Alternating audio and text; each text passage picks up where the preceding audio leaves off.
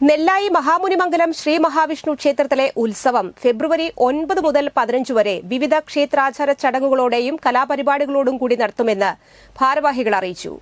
ഫെബ്രുവരി 9 വൈകിട്ട് ശുദ്ധികലശം, നൃത്തനൃത്യങ്ങൾ, 10 രാവിലെ യോഗീശ്വര പൂജ, വൈകിട്ട് 7:15 കൊടിയേറ്റം, തിരുവാതിരക്കളി, നൃത്തസന്ധ്യ, 11 രാവിലെ ഉത്സവബലി, വൈകിട്ട് 7 തിരുവാതിരക്കളി എന്നിവയുണ്ടാകും.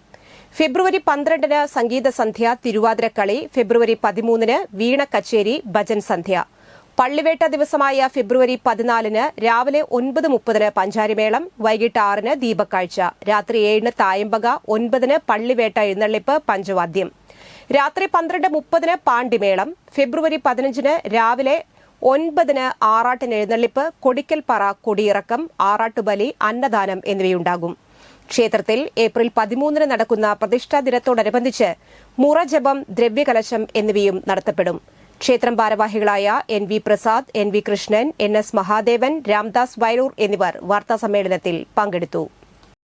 ഈ അമ്പലം 150 വർഷത്തിലേറെ പഴക്കമുള്ള നാന്ദിനി നദിയുടെ തീരത്തുള്ള പുരാതന മഹാവിഷ്ണു ക്ഷേത്രമാണ്.